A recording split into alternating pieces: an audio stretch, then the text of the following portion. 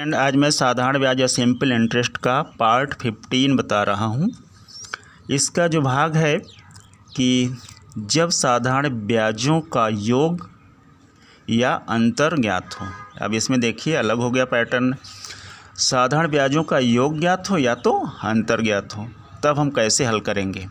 इसका मैं पहले फार्मूला बता रहा हूँ, फिर एक एग्जाम्पल के द्वारा मैं आपको विस्तृत पूर्वक बता रहा हूँ। पहले आप फार्मूला निकालना देख लीजिए, कितनी अच्छी तरह से मैं फार्मूला निकाल रहा हूँ। अब यहाँ दिया है कि कोई धन t वर्ष और t2 वर्ष के साधारण ब्याजों का योग या अंतर x है। अब यहाँ देखिए समय दो दिया है, पहला क्या है t1 वर्ष है, दूसरा क्या है t2 वर्ष है, और ब्याजों का योग या अंतर कितना है x है।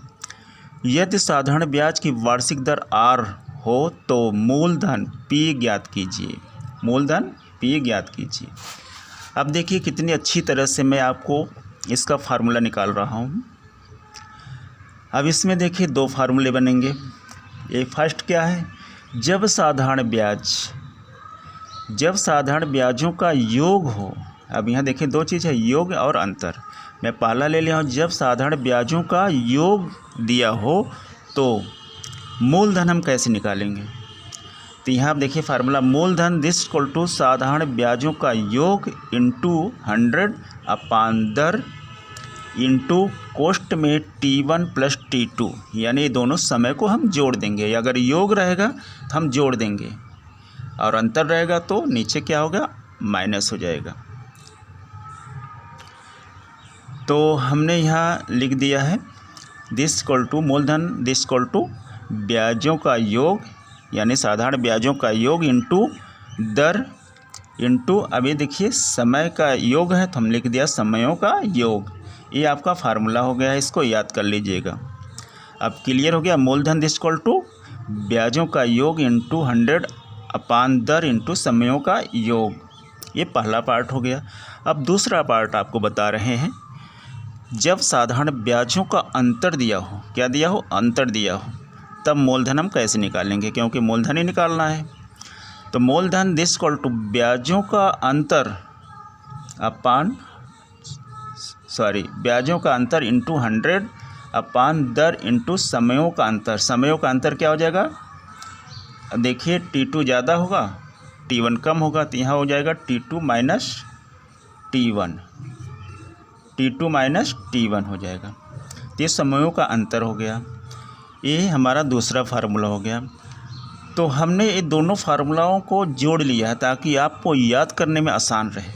और मैं यहाँ लिख दिया हूँ ब्याजों का योग या अंतर क्या है, x है, तो मैं x को ही लिख दिया हूँ। एक दोनों को जोड़कर एक फार्मूला बता दिया हूँ ताकि आप एक ही याद करें और दोनों क्वेश्चन हल कर सकें। तो इसलिए मैं ब्याजों का योग और अंतर x मान लिया हूँ और समयों का योग और अंतर यहाँ एक साथ लिख दिया हूँ। तब मूलधन P this equal to x यानी ब्याजों का योग या अंतर इंटू 100 अपान r इंटू समयों का योग या अंतर। अब यहाँ देखिए अंतर रहेगा तो यहाँ अंतर हो जाएगा, यहाँ योग रहेगा तो यहाँ योग हो जाएगा। यहाँ दिया ही है, यहाँ योग है तो यहाँ योग है, यहाँ अंतर है तो यहाँ अंतर है। तो आप एक ही फार्मूला अब याद कर लेंगे तो दोनों आसानी से हल कर सकते हैं। अब मैं आपको एग्जाम्पल बता रहा हूँ। अब एग्जाम्पल है जैसे कि किसी धन के 5% वार्षिक दर से 3 वर्ष के ब्याज और 6 वर्ष के ब्याज का योग 180 है, यानी 180 रुपीज़। तो धन ज्ञात कीजिए। अब देखिए प्रश्न में मैं आपको फार्मूला बताया ही था, मूलधन दिस इक्वल टू ब्याजों का योग या अंतर इंटू 100 अपान r इंटू समयों का योग या अंतर। इसमें क्या है, योग है तो हम योग वाला फार्मूला रखेंगे। तो हमारे पास क्या है, 5% वार्षिक दर यानी r है और t समय है। ये t1 है, ये t2 है, ये t1 है। ये हमारा t2 हो गया, ये हमारा t1 हो गया। तो हम फार्मूला रख लेंगे। नहीं, इसका सोल्यूशन है। फार्मूला क्या है, मूलधन दिस इक्वल टू ब्याजों का योग इंटू 100 अपान दर इंटू समयों का योग। तो प्रश्न में क्या क्या दिया है, ब्याजों का योग और समयों का योग, यानी T1 + T2 इंटू R यानी 5, इसमें हम रख देंगे। तब चूंकि प्रश्न में दिया हुआ, मैं इसको लिख दिया हूँ जो दिया है।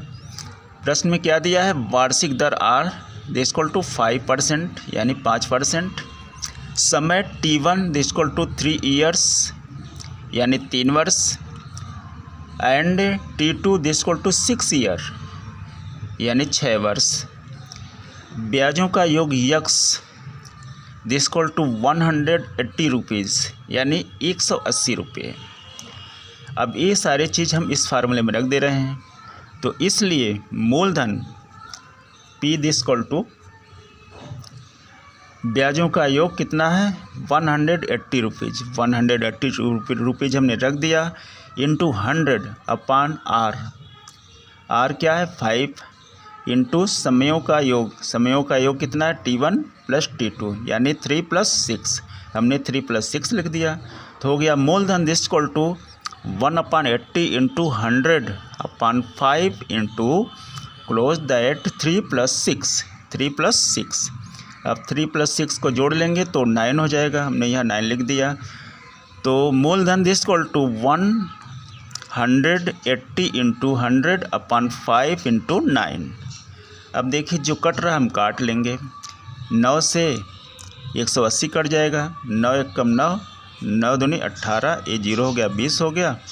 ये 5 से कट जाएगा, 5 × 5, 20 × 25 100। तो हमारे पास क्या आ गया,